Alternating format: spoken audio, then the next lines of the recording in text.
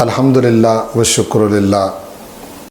نماز پنجگانہ میں سمجھ کر قرآن مجید پڑھنے کا جو سلسلہ ہم نے شروع کیا، آج اس کی 8ویں نشست ہے۔ یا ایھا الذین آمنوا کے خطاب سے پروردگار نے جہاں ایمان والوں کو مخاطب کیا ہے، یہ قرآن مجید کا 7واں مقام ہے۔ سورۃ البقرہ آیت نمبر 254 ہے۔ آئیے ہم اسے پڑھتے ہیں۔ اعوذ باللہ من الشیطان الرجیم، بسم اللہ الرحمن الرحیم۔ یا ایھا الذین آمنوا انفقوا مما رزقناکم من قبل ان یأتی یوم لا بیع فیہ ولا خلۃ ولا شفاعۃ والکافرون هم الظالمون۔ اب ہم اسے سمجھ کے پڑھتے ہیں۔ یا ایھا الذین آمنوا، اے ایمان والو، انفقوا، خرچ کرو، خرچ کر لو، مما، اس میں سے جو رزقناکم، ہم نے دیا تمہیں، من قبل، اس سے پہلے، ان یأتی، کہ آ جائے، یومن، وہ دن، لا بیع فیہ، نہ خرید و فروخت ہے اس میں، ولا خلۃ، اور نہ ہی دوستی، ولا شفاعۃ، اور نہ ہی شفاعت اور کوئی سفارش، والکافرون، اور کافر لوگ، ہم الظالمون، وہی ظالم ہیں۔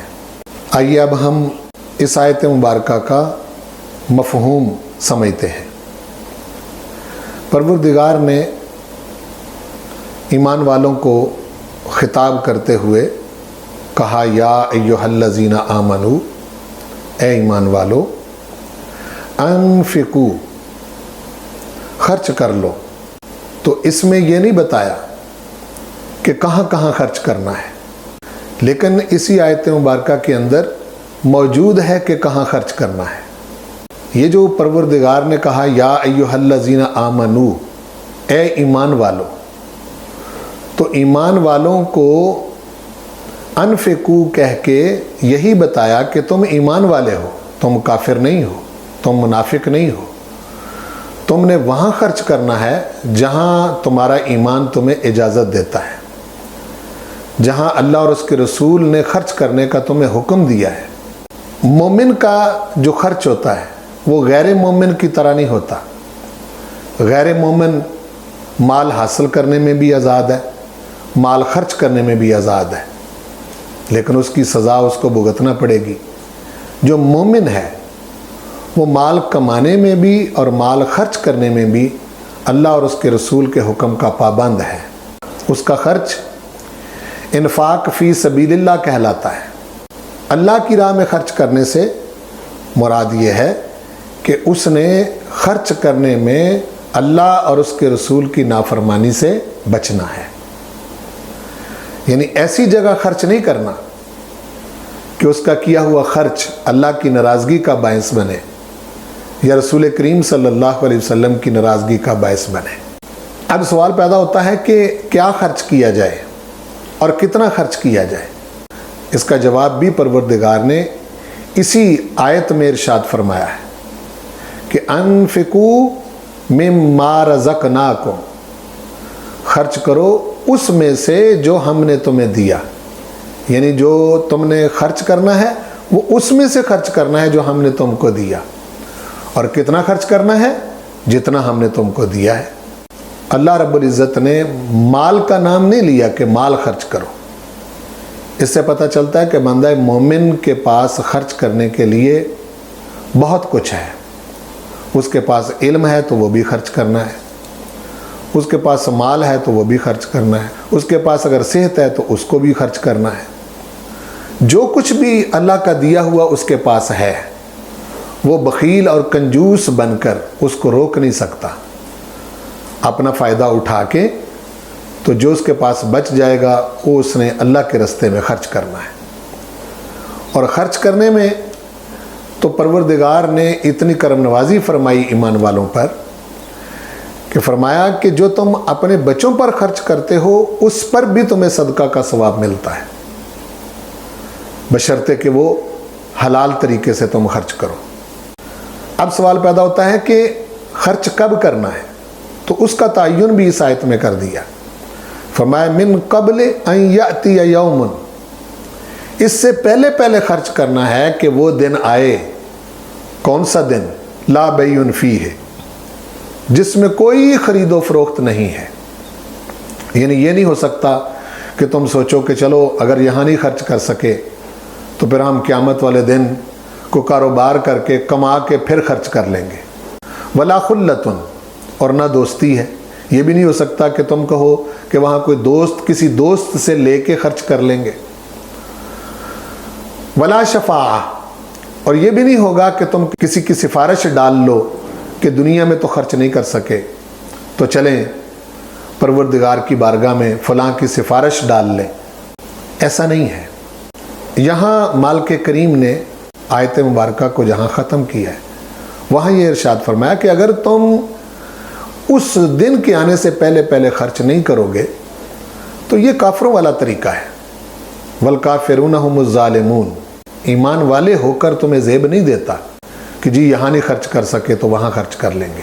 اس آیت مبارکہ میں ایک بات عقیدے کی سمجھنے والی ہے۔ 3 چیزوں کا ذکر کیا ہے قیامت کے دن کے حوالے سے کہ وہ ایسا دن ہوگا لا بیع فیہ، کہ جس میں خرید و فروخت نہیں ہے۔ قرآن پاک کی کسی آیت میں نہیں ہے کہ قیامت کے دن کوئی خرید و فروخت ہوگی، اس کی تو نفی ہوگی۔ خلت ان کے حوالے سے قرآن مجید کی بعض آیتوں میں ہمیں پتہ چلتا ہے کہ دوستیاں سب کی ختم نہیں ہوں گی، کافروں اور منافقوں کی دوستیاں ختم ہوں گی۔ وہ سورہ الزخرف کی آیت نمبر 67 ہے۔ الاخلاء یومئذ بعضهم لبعض عدو، گہرے دوست اس دن ایک دوسرے کے دشمن ہو جائیں گے، الا المتقین، سوائے پرہیزگاروں کے۔ اس کا مطلب ہے کہ پرہیزگاروں کی دوستیاں پرہیزگاری کی وجہ سے یہاں بھی کام آئیں گی اور آگے بھی کام آئیں گی۔ اور دوسرا شفاعت کا مسئلہ ہے۔ یہ جو کہا کہ ولا شفاعہ، قرآن پاک میں بعض آیتیں ایسی ہیں جن سے پتہ چلتا ہے کہ سفارش ہے ہی نہیں، لیکن بعض آیات ایسی ہیں قرآن پاک کے اندر جس سے پتہ چلتا ہے کہ شفاعت ہے لیکن ہر کسی کے لیے نہیں۔ جس طرح کہ سورہ طٰہٰ کی آیت نمبر 109 میں فرمایا یومئذ لا تنفع الشفاعۃ، اس روز شفاعت نفع نہیں دے گی، الا من اذن لہ الرحمن، مگر اس کی شفاعت نفع دے گی جس کو رحمان نے اجازت دی ہوگی۔ اور وہ اجازت رسولوں کے لیے ہے، نبیوں کے لیے ہے، صدیقین، شہداء، صالحین کے لیے ہے، مسلمانوں کے بچوں کے لیے ہوگی۔ جس نے کسی کو پانی پلایا ہوگا اس کی بھی ہوگی، جس نے کسی کو کھانا کھلایا ہوگا اس کی بھی ہوگی، جس نے کسی کو کپڑا پہنایا ہوگا اس کی بھی ہوگی، جس نے کسی کی مدد کی ہوگی اس کی بھی ہوگی۔ تو کافروں اور منافقوں کے لیے نہیں، لیکن یہاں ایمان والوں کو یہ سمجھایا جا رہا ہے کہ وہاں کی امیدیں باندھنے سے پہلے پہلے خود خرچ کرو تاکہ تمہارا خرچ کیا ہوا تمہارے کام آئے۔ مالک کریم ہمیں قرآن مجید 5 گانہ نمازوں میں پڑھ کر سمجھنے اور سمجھ کر پڑھنے کی توفیق بخشے۔